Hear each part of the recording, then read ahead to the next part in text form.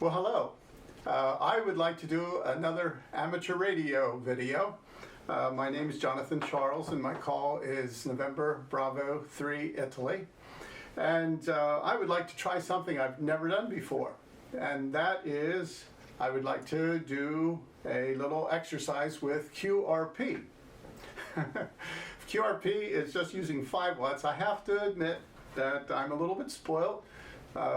When I operate a contest, usually I like to have a little power to grab some people's attention and not wait in line too long. And to operate with just 5 watts is just a little bit scary for me. So this is going to be interesting. Will I think this is fun, exciting, or will I think this is a waste of time? That remains to be seen. We'll see how this works out. I have a perfect situation to try this. This weekend is a little contest called QRP to the Field. I have no idea how many people operate this contest, but we'll find out. QRP to the field means it's like a field day using QRP.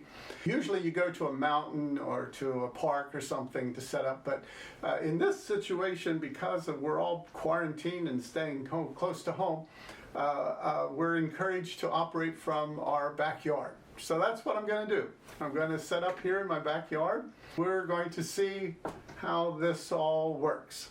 I borrowed a little radio from my son with his little KX3. That'll be the radio. It's got the built-in key there, all ready to go. And it even has a memory keyer, which is pretty cool. And I'll use for power this battery. It's a 20 amp hour battery.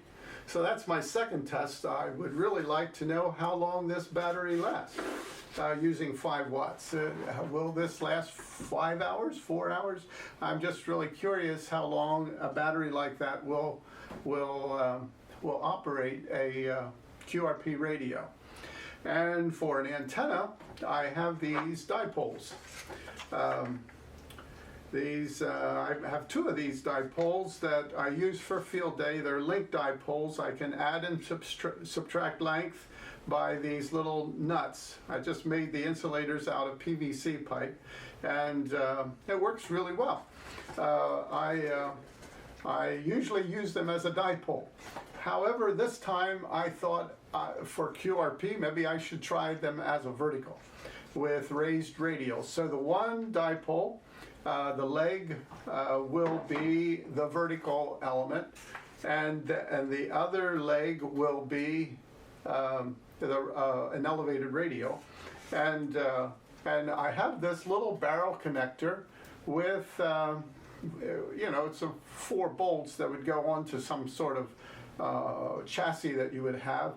Well, that'll be just perfect to take the legs of this other dipole, which I have separated from the insulator with bolts, and I'll be able to have this dipole as 2 additional elevated radials for the vertical.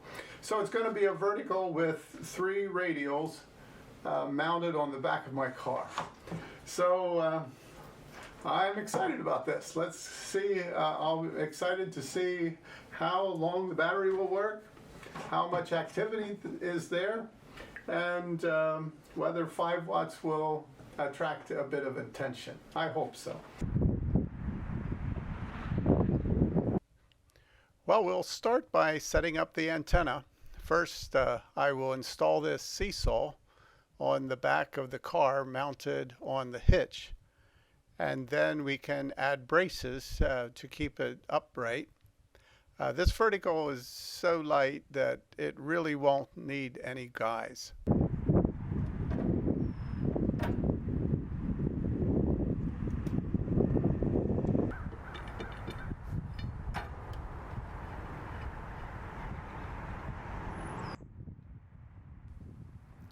To hold the vertical, I made up this pole with 2x4s.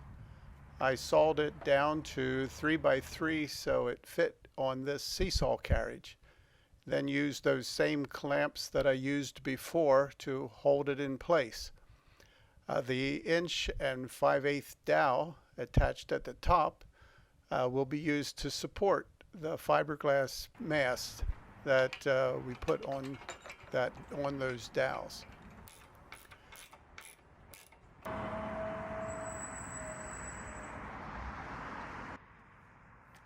I have this telescoping mast. It's the MFJ 1910.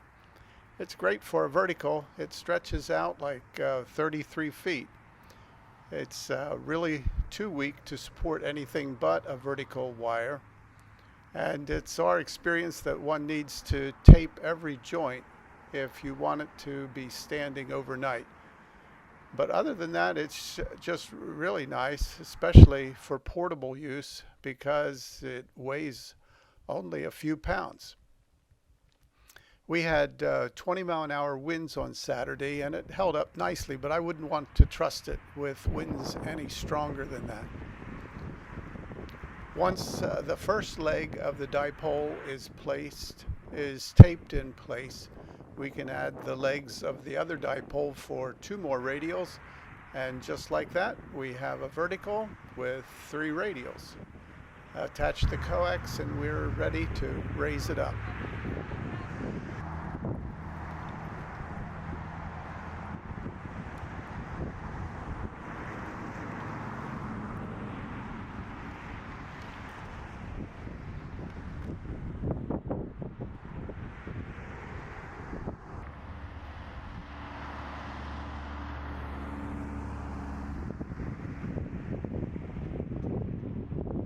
There's really nothing easier to install than a vertical antenna with elevated radials.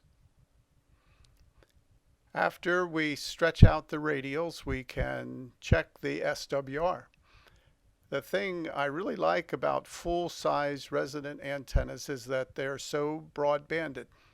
With it set for 40 meters, I was at 1.4 at 7.0. 1-to-1 from 7.080 through 7.180 and 1.2 at 7.3. So here again on 20 you can see that we were at flat 1.3 to 1.2 across the whole 20-meter band.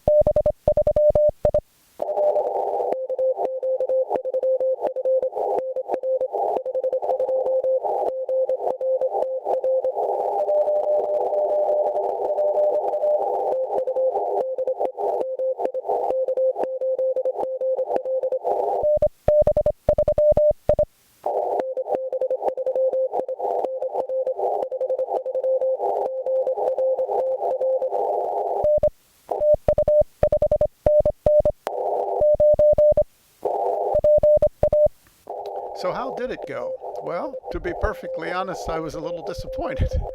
I started at 8 o'clock in the morning on 40, hoping the band would be short, but it was already long. I worked a few local people, one in Florida and one in Texas. Everyone was working from home, and I didn't work anybody who was a field operation. So I really did not have much activity at all. After an hour, I decided to go clean the house and come back at 11 o'clock on 20 meters. Again, I had no activity for the QRP to the field contest. But after tuning down the band, I learned that the CQMM DX contest was going on. And I was worth something to them because if I gave the exchange of 599 NA for North America and Q for using 5 watts, I was worth an extra 10 points, which made them happy to work me. In a pile up, I did need to wait in line, but eventually I would get through. It seemed that about half the Europeans could hear me and half could not. Returning then to 40 meters around 3 o'clock, I started working the Michigan QSO party. Here I would give a serial report in my state. So while my QRP to the field was not successful, I did have fun passing out points to others who were happy to work me. The antenna seemed to work really fine, and my battery dropped from 12.9 to 12.8 volts in 5 hours, which gave me to think I could run all day on that battery. And I worked about 45 other stations, including 14 European stations with the 5 watts. On both, I worked European on both 40 and 20. So all told, I'm glad I did this. 7 3s to all of you, and thanks for watching this video.